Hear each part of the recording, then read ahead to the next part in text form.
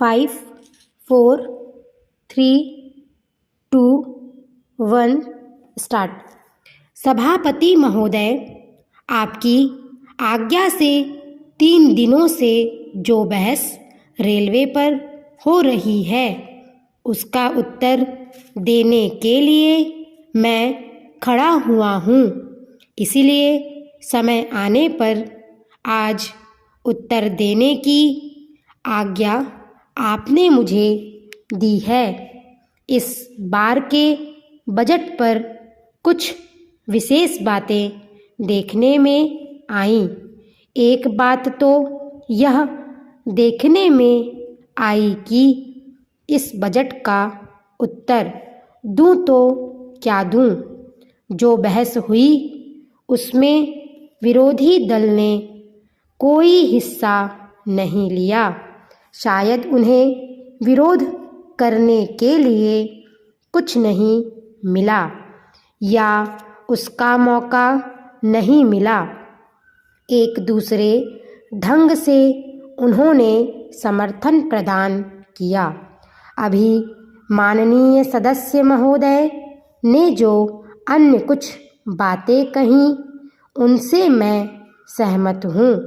आपने भी बोला था, आपकी सुंदर वाणी सुनने का मुझे मौका नहीं मिला, लेकिन मुख्य रूप से जिस दिन बजट का विरोध करने के लिए विरोधी दल के नेता खड़े हुए तो पीछे से सारे उनके समर्थक चलते बने। अकेले वही खड़े रहे और बोले, आपको स्मरण होगा मैंने आपका ध्यान आकृष्ट किया।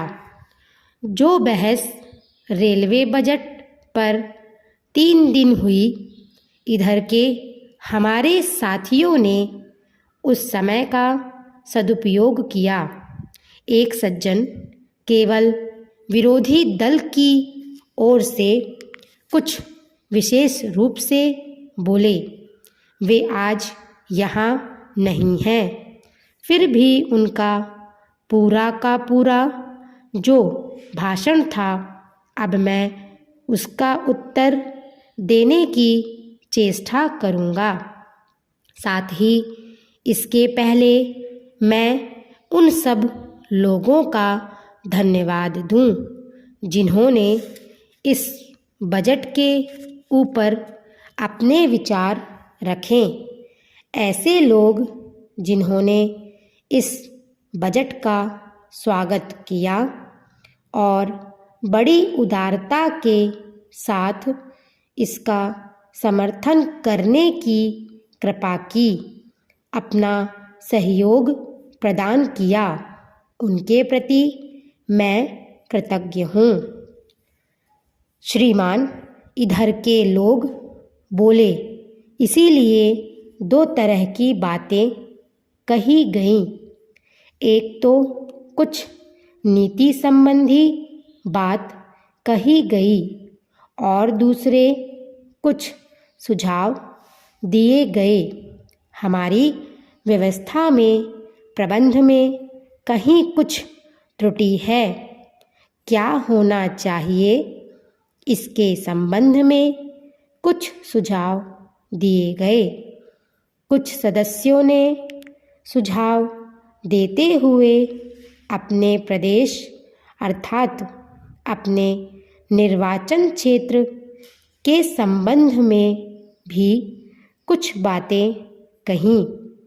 मैंने देखा कि 2 तरह की बातें कही गईं। एक तो नीति संबंधी और दूसरी सुझाव संबंधी। सुझाव संबंधी जो बातें कही गईं उनका बहुत कुछ उत्तर हमारे साथी माननीय सदस्य ने दे दिया। इसलिए मैंने सोचा है कि उन्होंने कुछ बातों की चर्चा करके एक तरह से मेरा बोझा बहुत हल्का कर दिया है।